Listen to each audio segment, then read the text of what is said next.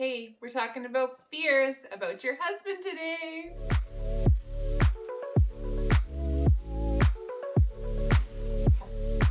If you're married, you have probably worried at one point or another what would happen to you if your spouse would pass away. And sometimes those fears can become crippling, like how would I take care of the kids, pay for the house? Would I ever find love again? There's all these worries that come along with the potential of our spouse passing away. Maybe you just like me and think of all sorts of creative ideas of what could potentially go wrong in your life. In my family, we have some history of husbands working dangerous jobs. My husband is a farmer. We've been married for almost 9 years, and you wouldn't necessarily think of it when you think of like the most dangerous careers, but farmer is actually up there on one of the most dangerous careers, the most injuries, deaths, etc. because of the big machinery, the chemicals, everything that they're working with. I grew up with my dad who was in the police force for over 30 years. My brother is now working as a police officer, and these careers are also dangerous. And so we were recently talking about this because, my sister-in-law is a little nervous about, the things that could happen to my brother. And my mom just said when my dad first started being a police officer, someone just told her, if it's his time to go, it's his time to go. And for some weird reason, that really calmed her down. I honestly don't think that is the most encouraging thing, but for some reason, it really resonated with my mom, and she felt reassured that, hey, that's right. If something bad happened to my husband, well, it was his time to go and life will continue. And for me, it was a little more encouraging to read this book by Joyce Meyer. She was talking about being very worried at one point that something bad would happen to her husband, that her husband would pass away, and what would happen to her? How would she continue on with her ministry and her life when she relied so heavily on her husband? And God spoke to her, reminding her that He was carrying her then, and He would carry her if that were to happen. And it was very encouraging to me to remember that God is with us now. And you know what? No matter what happens, no matter about if these crazy situations that we think of that probably won't happen, but even if they did happen, God would still be with us. And He is still going to be walking with us through that journey. And He would be helping us through to the other side. And that is more reassuring to me.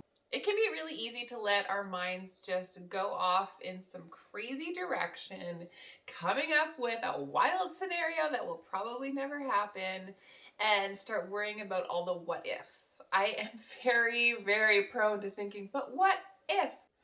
The righteous person will have no fear of bad news. Their heart is steadfast, trusting in the Lord.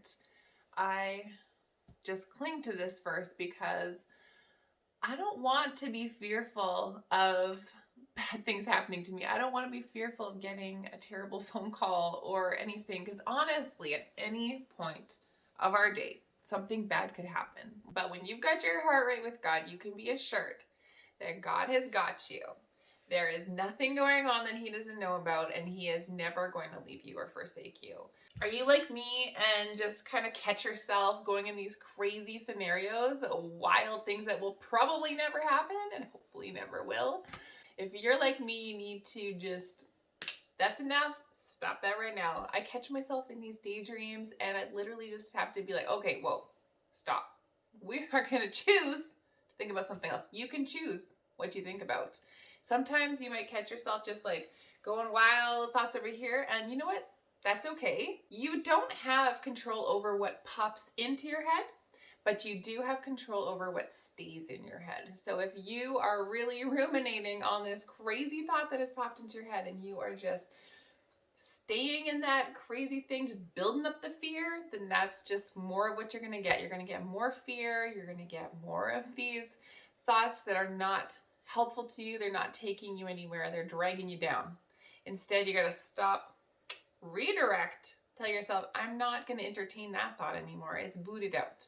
And you're going to pick something else to think about. You're going to think about something that you love about your husband, some plans that you guys have together. You can think about ways that you want to bless him, that you want to serve him, you want to encourage your husband and be there for him. Be his biggest cheerleader. Because in all honesty, it's really hard to think about it, but we're not going to have our husbands forever.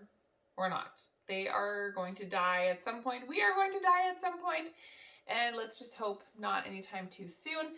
But we can't waste our life ruminating on the fact that we're gonna die, right? That just sucks the joy out of the day, sucks the joy out of the relationship. So let's think about how we can bless our husbands instead. What kind of things are you fearful of?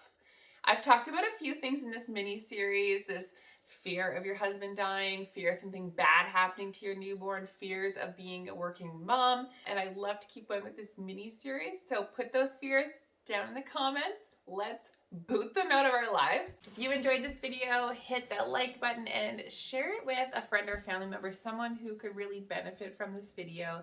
And I will see you guys soon. Okay, I think it's time for a nap now. For real though.